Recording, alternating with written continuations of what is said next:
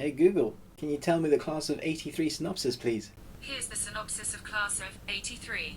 A demoted cop trains 5 students as assassins to punish the corrupt bureaucracy and its criminal allies. Welcome to the Ruby Tuesday. I'm Ruben. We're here for another Netflix original movie review. This time it's an Indian movie, and I have to say I have mixed feelings about this film. First and foremost, I should say that Netflix are really covering their backs here. At the beginning of the film, you get a quite lengthy message saying, in no ways does this depict what we believe as Netflix as a whole as a company. Also, this is loosely, very loosely based on a book. And then it goes, when the film actually starts, there's another message saying these characters are based on a book. So it's like a double whammy, just covering the bases there, man. So obviously they're probably thinking that this is gonna kick up some attention in places that they don't really want to go, because this type of film always does. For the most part, I enjoyed the film. I think looks-wise, cinematography, at times there are spectacular shots, but at other times there are also very weird shots. There's some shots that are very shaky cam. So as you know, that's one of my pet peeves if you've been following the Ruby Tuesday for any amount of time. The storyline though is also all over the place. It follows a quite a few years, and it basically is this one cop trying to redeem himself, and he basically trains assassins. He's almost bad guys to take out bad guys, and you would think that would be really fun. The thing that really kind of freaks me out about this film is the score. It's very prominent, it's very in your face, it's often almost louder than the audio. I tested it on multiple devices, on my phone, on the TV, on my surround sound, and that's all the same issue. There are even times when it montages, and you do get montages on film, that's fine. There are a lot of montages in this film to kind of create a passing of time and also training camps, and so that you have a lot of montages. But one of my other pet peeves is that when you have montages when people are speaking, and I noticed it twice in this film, it's really weird to have a dialogue, a montage, where you can't hear the people speaking, but it's part of a montage and there's loud score music coming over it. So I have a lot of issues. So the creativity of this film is very evident. I really like it the way it's put together in parts, and I really dislike it the way it's put together in parts. There's also stock footage used to make it feel like it's in 83, but the color palette is so jarring.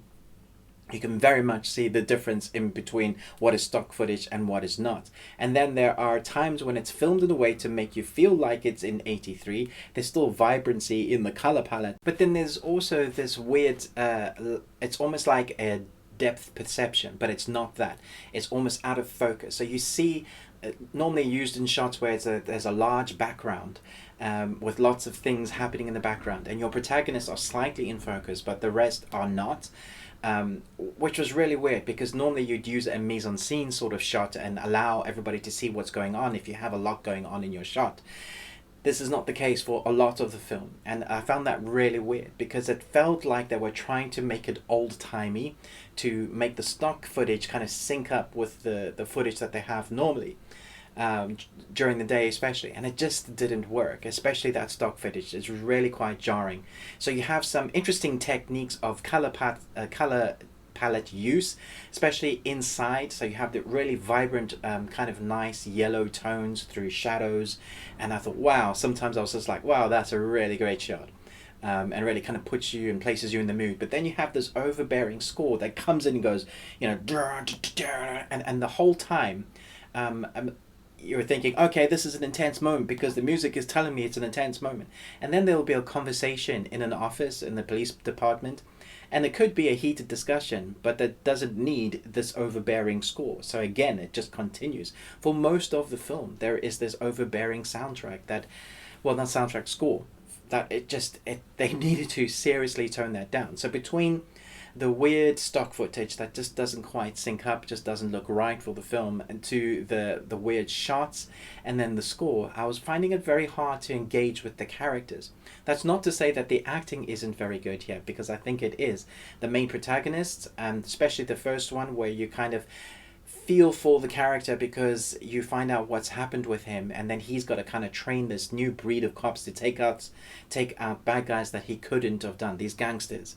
And so basically he takes a gangster to take out another gangster, and that's the type of cop, that's the whole main storyline. But because the film is placed over a few years, it kind of jumps from action sequence to relative moments to another action sequence to a conversation, and this is all the span over a few years, so you've got to really kind of keep your wits about you.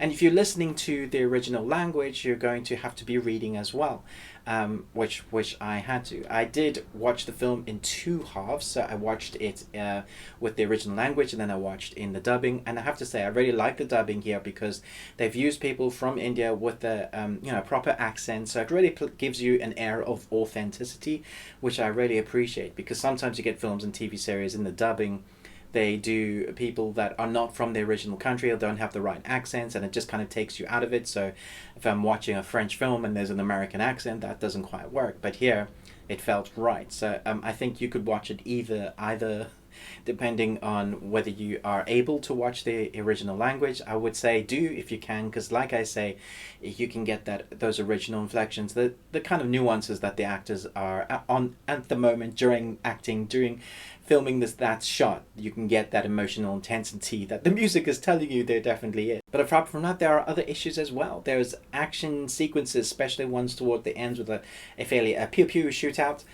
that they cut from this angle, they cut from that angle. When somebody hears somebody coming, they'll go directly to it. There wasn't really kind of any specialized, I wouldn't say specialized techniques, just normal filmmaking techniques. There was a lot of cutting, and it was like, you know that there's somebody here, even though you're shooting there. It felt like a very slow shootout, even though it all happened very quickly, even though there was a lot of cuts. It was one of the weirdest action scenes I've seen filmed before, and I was trying to rack my brain as to why that happened, and I couldn't quite figure it out, other than they didn't have enough footage and they couldn't film again, so they had to cut it up but then make it look like it's a fast action sequence, even though it feels like it's not.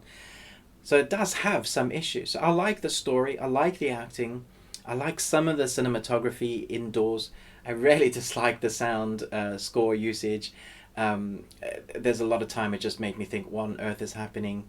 I don't mind the dubbing, and I think that the story could have been pieced together, could have been edited together better so that it was more coherent rather than all over the place. But that's just my personal opinions. I was hoping that I would really get into this film. I'd been looking forward to it. It's one that I had kind of had in the back of my head, on the radar. But do chat to me in the comments below. Let me know if you've heard about this film. What did you think about it? Do you think that the message at the beginning from Netflix was definitely worth it?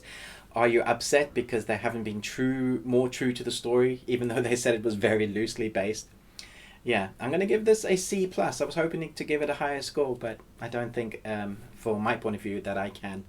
Do check out our channel. The last 48 hours I've put out a lot of content thanks to Netflix and Amazon giving us screeners. So we've got a bunch on there, from Lucifer to films. There's a lot of new content on there. So I hope you enjoy watching those. Maybe it'll help you decide what you're going to watch this weekend. Do chat to me in the comments below. Thanks so much for watching this review. But most of all, until next time, remember, live long and Tuesday.